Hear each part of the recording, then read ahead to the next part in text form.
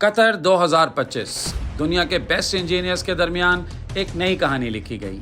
पाकिस्तान का पहला ए level college जिन्होंने एक प्रोटोटाइप कार डिज़ाइन की, बनाई और दुनिया के सामने पेश की। सेफ्टी चेक्स पास किए, चैलेंजेस फेस किए और सस्टेनेबिलिटी का मैसेज लेकर निकले। ये सिर्फ कंपटीशन नहीं, ये एक रेवोल्यूशन की शुरुआत है। Welcome to the journey of Shell eco marathon. मैं आज बात कर रहा हूँ इस टीम के लीडर से। मेरे साथ हैं रोहान। अस्सलाम वालेकुम रोहान, हाउ आर यू? वालेकुम सलाम, हाउ आर यू? रोहान, मुझे बताओ कि what is this all about? ये क्या है? पहले तो ऑडियंस के लिए बताओ कि ये कंपटीशन एग्जैक्टली है क्या? सबसे पहले thank you for having us on your podcast. So Shell Eco marathon basically एक ग्लोबल कंपटीशन है जो कि स्टूडेंट्स अराउंड द वर्ल्ड उनको इनवाइट करता है। वो एक एनर्जी एफिशिएंट कंपटीशन है एंड उसका गोल जो है स्पीड से रिलेटेड नहीं होता।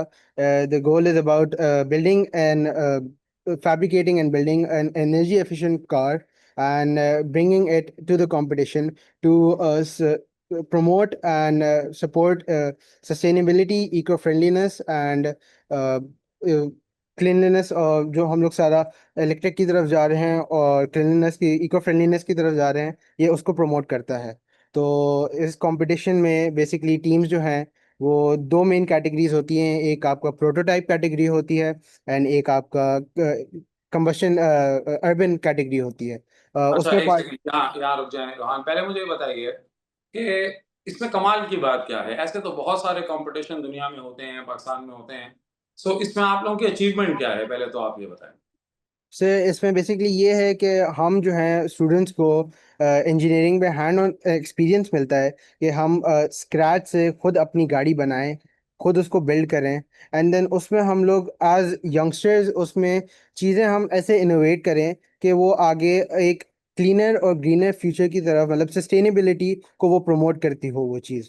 तो तो इसमें इस कंपटीशन का लेवल क्या है? यानी इसमें आम तौर पे ए लेवल्स के बच्चे, यानी आप लोगों की उम्र के बच्चे पार्टिसिपेट करते हैं या क्वालिफाई कर पाते हैं? इसमें जो आमतौर पे बच्चे पार्टिसिपेट करते हैं वो यूनिवर्सिटी या उससे अबव लेवल के होते हैं।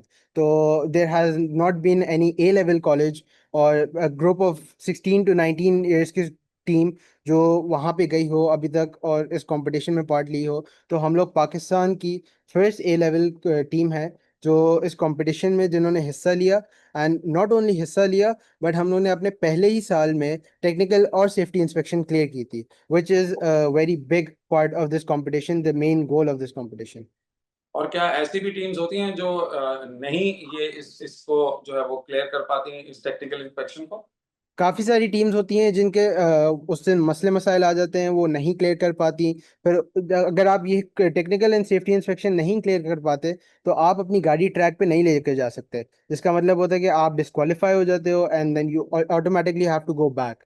तो जो भी टीम्स इस स्टेज को क्वालिफाई करती हैं वो फिर आगे अपनी गाड़ियां लेकर जाती हैं ट्रैक पे एंड देन उसके बाद फिर उनके रिजल्ट्स वगैरह आते हैं अकॉर्डिंगली। स्टैंडिंग क्या है? यानी क्या हम ये कह सकते हैं कि ये एक दुनिया का सबसे ज्यादा रिकग्नाइज्ड कंपटीशन में से एक है? जी सर, ये एक दुनिया का सबसे ज़्यादा रिकग्नाइज है। ये हर रीजन में होता है, ये रीजन वाइज होता है। तो जिसमें हम लोग ने पार्टिसिपेट किया था उसमें शेल इको मैराथन एशिया था एंड उसमें ही देवर अराउंड 16 कंट्रीज में से 66 टीम्स आई हुई थी and we were part of that. And इसके अलावा आपके पास शेल इको मैराथन ब्राज़ील भी होता है, शेल इको मैराथन यूरोप भी होता है, अमेरिकाज भी होता है। तो this competition takes place region wise. तो it is a very well known and a very established competition and इस competition को हुए हुए 75 years हो गए। तो they have been here for a long time. तो आपकी टीम की एवरेज एज क्या है? यानी मैक्सिमम और मिनिमम क्या एज होगी आपकी? मैक्सिमम एंड मिनिमम हमारी team was ranging from 16 years old to 19 years old and they were the youngest team present at Shell Eco marathon Asia 2025। Oh wow!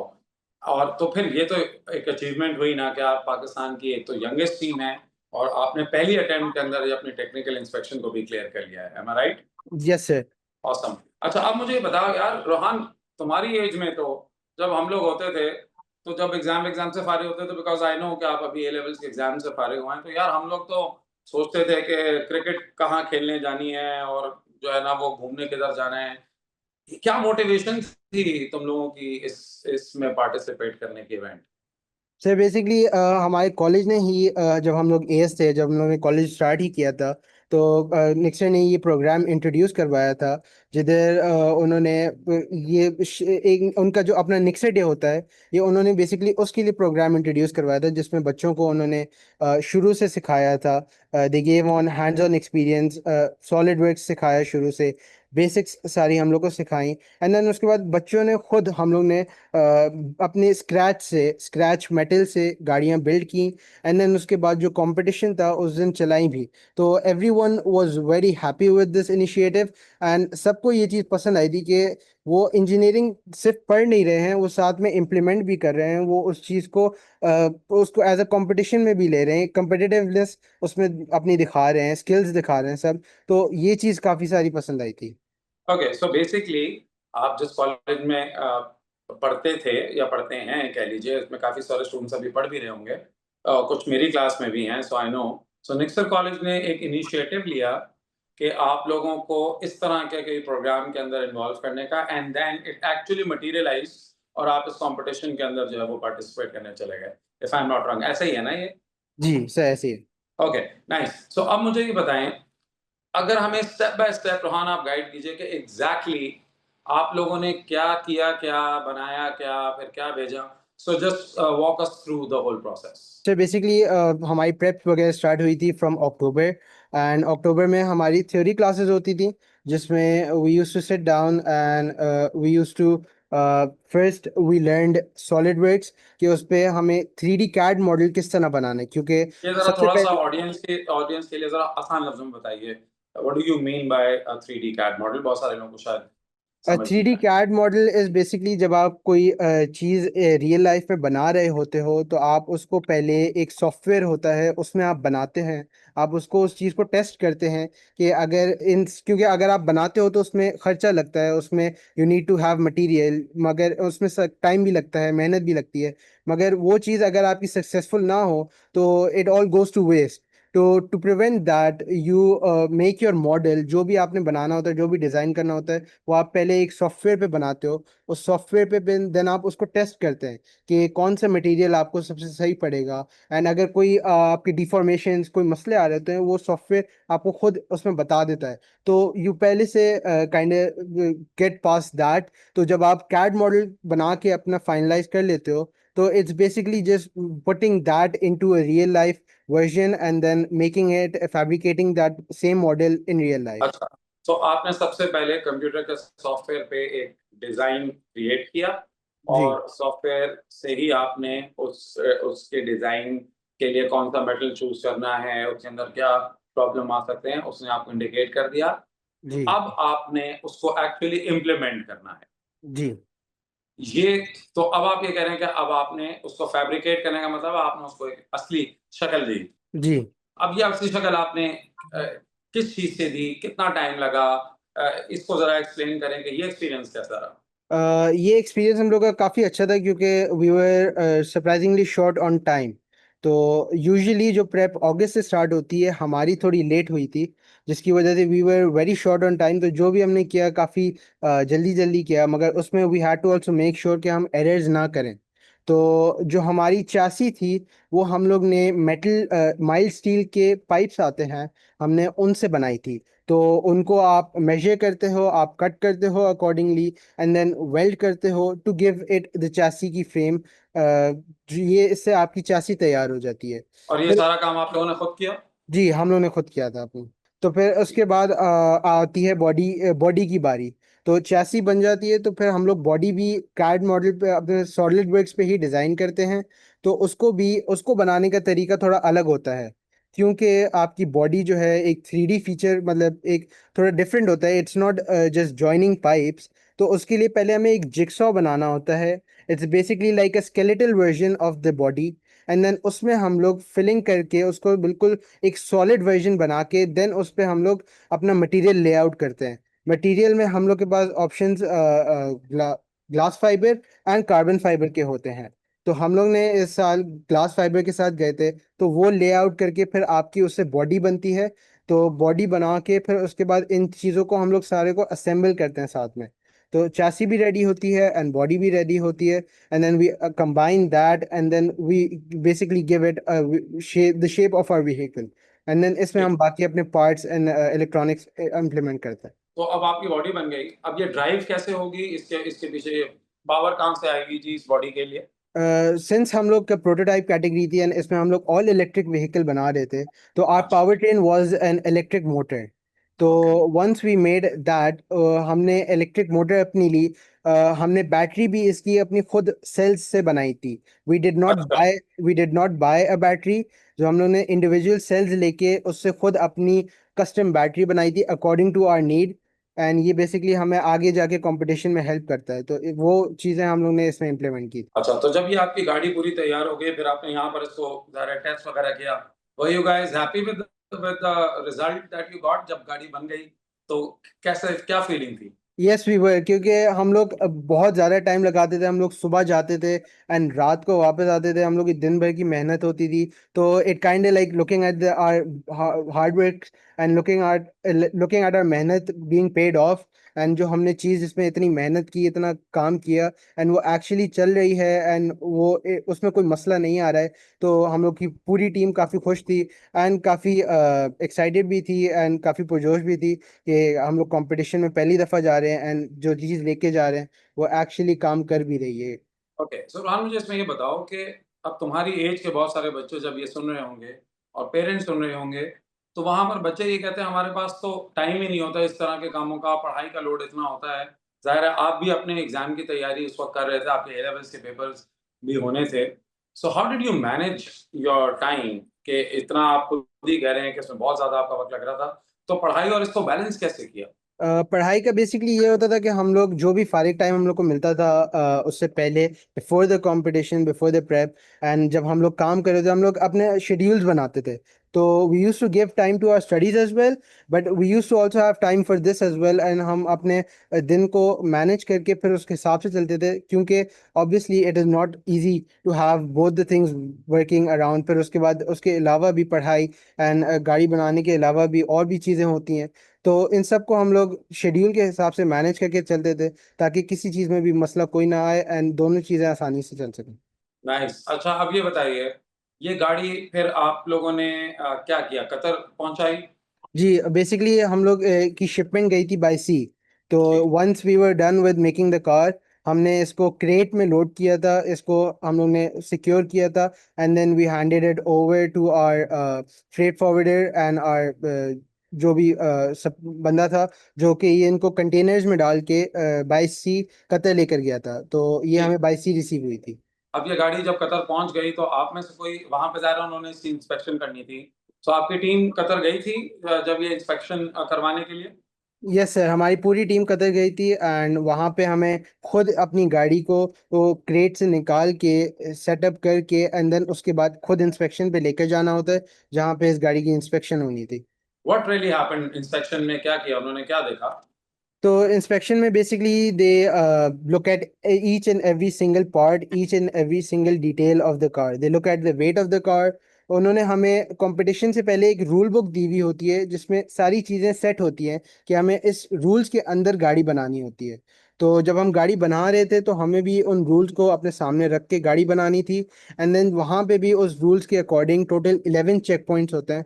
उसमें आपकी गाड़ी की बॉडी, आपकी गाड़ी की चासी, आपकी गाड़ी की ब्रेक्स, आपकी गाड़ी की electronics and power train, every each and everything is inspected by the inspectors. And जब तक वो क्लियर नहीं होती वो आपको आगे नहीं जाने देते। नहीं, तो अगर यहाँ से कोई गाड़ी किसी प्रोफ़ेशनल से बनवा के चला जाए, तो उनको कैसे पता चलेगा कि ये गाड़ी आपने खुद बनाई है या आपने किसी और से बनवा ली है?